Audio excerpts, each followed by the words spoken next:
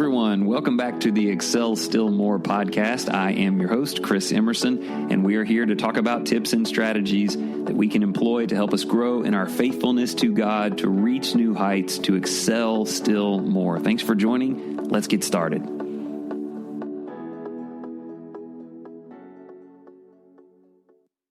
Okay, today we're going to focus on health and fitness. That is not something we've spent a ton of time on so far in this series. You may remember that fourfold excellence had 4 words in it we were working on. One of them was fitness. And the point we made back then is if you can figure out what it takes to be great at any one of those things, then you have what it takes to get better in all 4 of those things.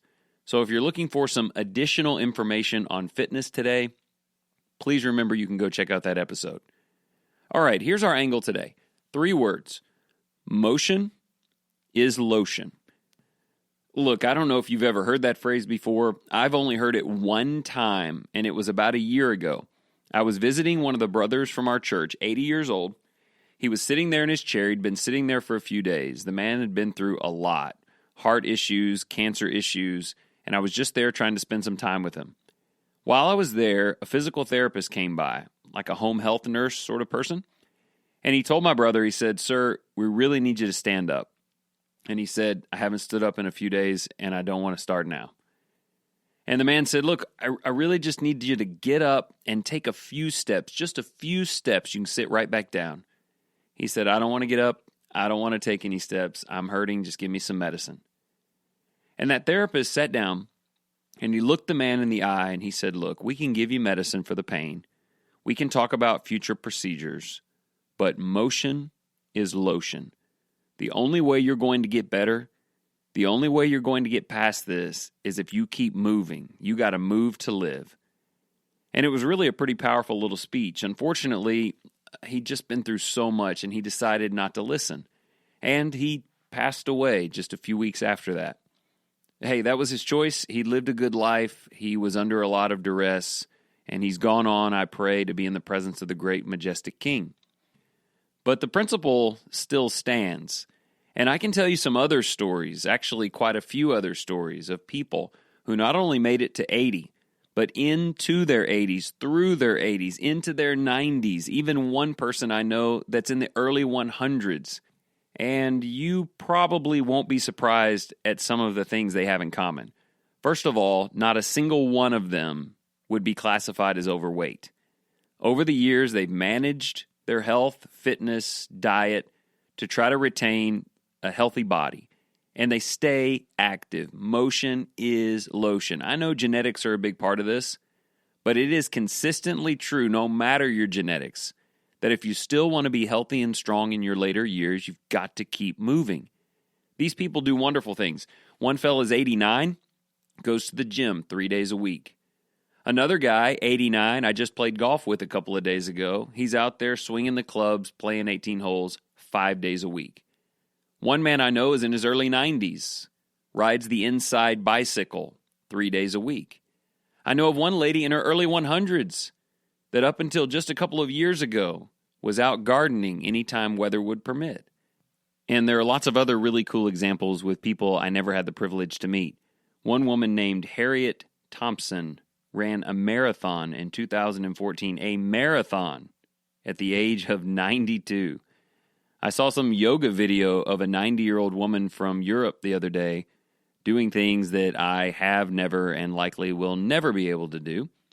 And there were some races recently that were posted. It was the over 100 races, men's and women's, and honestly, they were getting around pretty well. These people are staying active. And look, it's not just that. It's generated energy within them that affects everybody around them. And for many of them, that is carried over to their work in the Lord as well. They're still faithful to worship services. They interact with people. They have big smiles on their faces. They're able to get around and hug people and encourage people, and some of them even teach Bible classes. What an awesome aspiration to think about getting late in your life and still being useful and active in the service of the King. In fact, that's a point that we made back in the fourfold excellence. People want to say, well, you've got to be great at faith, but fitness doesn't matter. Hey, wait a minute. God gave me this body to use. He wants me to use it to His glory, to offer it to Him as a tool for His service. I don't want to shortchange God on that. I want to last as long as I can and feel as well as I can. Now, I know the Apostle Paul said he was pushed from both sides. He wanted to leave and be with the Lord, but he also knew that his better service at the time was to be here, using his body to travel around and serve other people, and his strong voice to continue teaching the gospel. Now, about this time, somebody quotes 1 Timothy chapter 4 that says that bodily discipline is only of little profit. And this verse has been used to justify just sitting on the couch doing nothing. Just stop moving. Look, you stop moving, you stop living. We want to live for the Lord. That verse is not saying, forget about your body, forget about your health because it's of little profit. First of all, a little profit is more than zero profit, so I would say there's definitely some good in having a healthy body. But if you go study that text, it's comparing your body and disciplining your body with godliness and disciplining your soul. I get that. The soul and the godliness will last forever. You'll have it with you in eternity. And the body you only have for a little while. In that sense, of course, it's of little profit. But I also understand that I use my body now, my strength and ability, in service to God, so that one day when I lay this body down, my soul can spend that eternity with Him. And look, there's more to this than just using your body for the Lord, making the most of your time in His service. I don't know what your situation is at home, but I've got 4 kids, and I would love to be around and be able to play with those kids when they're young and go shoot some hoops with my teenager and really just be able to keep up with them and go enjoy things with them. That's really important to me. And one day, all 4 of them, Lord willing, will move on to the next stage in their lives, and it'll just be Summer and me again, Lord willing. And I'd like to be able to go places with her. I would like to be able to do things and experience things and see things. I don't want to be someone who's, only 15 years from now, unable to get out of a chair or out of breath, just sort of walking around the block. She wants to go for a run and I've got to stay at home. I want to find a way, to the best of my genetic ability and the blessings of God, to stay viable and enjoy good things for many years to come. And then that's not even to speak of this incredible thing that I hear about. I don't know anything about it just yet personally, but I hear about this thing called grandchildren and being a grandparent. I don't want to be a grandparent that cannot enjoy time and expend energy and interact with my grandkids. I don't want to be someone who has no energy or who is in pain all the time or who just can't be the example of let's go get this done, let's get better, let's grow, that they need to see. So look, I know what the Bible says about this. There's a time to live and a time to die, and there are things that we don't understand, and somebody can be incredibly healthy and work out all the time and manage everything just perfectly and get hit by a bus. I get that. There are variables out of our control, but I also know God expects us to be wise. Remember when we talked about be wise small back in episode 4? It's the idea of applying knowledge to the best of your ability to do the best that you can. And so just because I don't know what could happen in the future doesn't mean I shouldn't take care of the great blessings that God has given me today. And definitely the most hands-on, right here, undeniable blessing that God has given me is this body, this temple that houses my soul and helps me carry out my work in Him. Okay, so let's take a few minutes and talk about what we can do. I understand everybody's at a different level. You've gone through different things. We're not all the same. And people kind of complain that their situation is unique and there are a lot of things that they can't do. But remember, our series is called Excel Still More. It's about getting better. It's about saying, I'm not going to sit there and lose. I'm going to get up and win. And a win may be something minuscule, something very small, but it's steady and it's intentional. And you can envision what it would be like to feel better, what it would look like to be active, and you just want to make progress. So here's how we're going to do that. Remember when we talked about 1 great hour? We talked about the 60 minutes in the morning that for me are still just incredibly vital. I'd been out of town last week, And I got back into town, and we had that first morning this morning where Summer and I got up an hour before everybody else, and we were able to pray and read scripture, write down some things, talk about some things, plan the day. I love it. I love it. The one great hour is very important to a great day for me. But maybe we need to add 30 more minutes. Just 30. Not an hour, not 2 hours, just 30 minutes. So we're really looking at, if you're out of bed for 16 to 17 hours a day, we're saying 90 great minutes can make all the difference in the world. Now, again, to be clear, 60 of those minutes is not physical almost at all, other than, lifting up your coffee cup to take a drink or writing a few things down. That's all about spiritual, mental, reading, writing, thinking, communicating. But somewhere throughout the day, you've got to add in 30 minutes of activity. Now, you don't have to go out and get an Apple Watch or anything. I have one. I got a really great deal off a friend who had upgraded, and it lets me know about my ring of 30 minutes. And for the last 2 months, I've gotten that ring completed every day, and it feels really, really good. You don't have to have that. If you can get you something that indicates that, it'd be great. But it feels so good to get that done.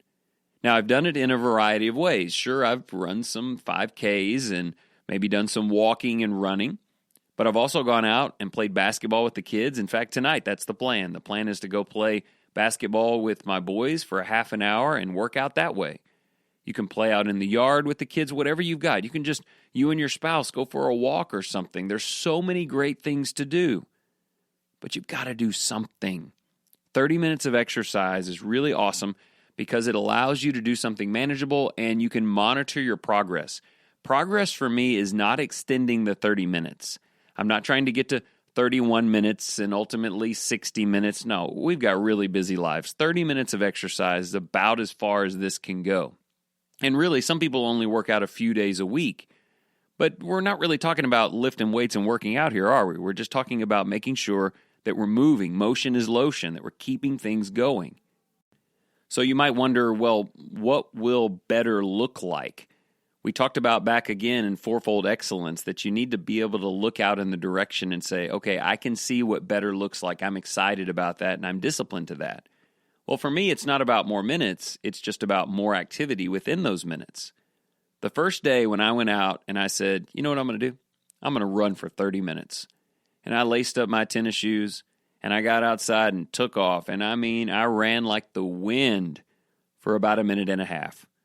And then I started feeling like this itch on my legs. I didn't know what that was about. And the next day, the itch was a little bit better, and I was only a couple of minutes in.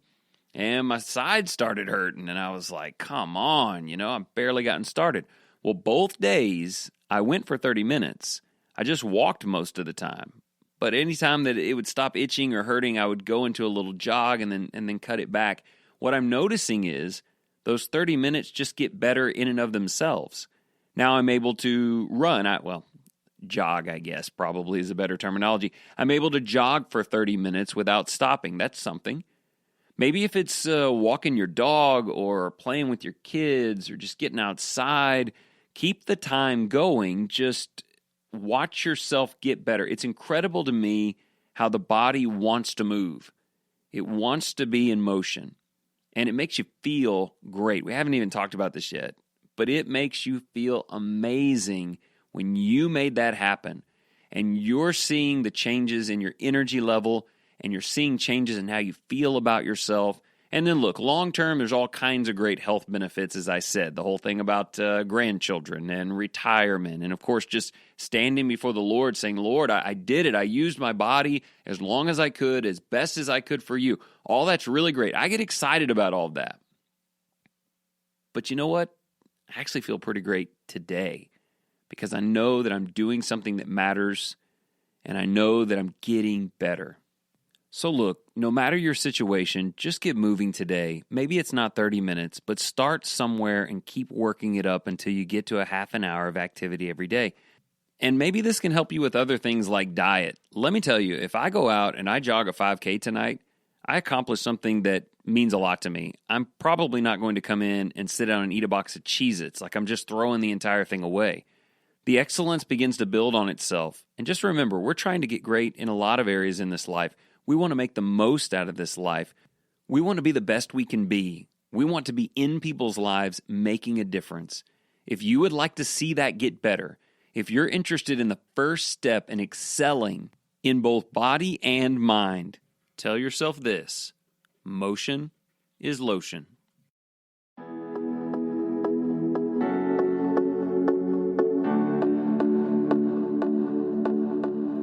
If you found this helpful today and you would like to support the program, there are 3 great things you could do. Make sure that you go to iTunes or the podcast app and subscribe, leave a rating, and also a review. That would really help us out. Don't forget to share with people that you care about, and remember, you can follow along on Facebook at the Excel Still More page. I hope you have a great day, and remember, whatever you choose to do today in the name of the Lord Jesus Christ, excel still more.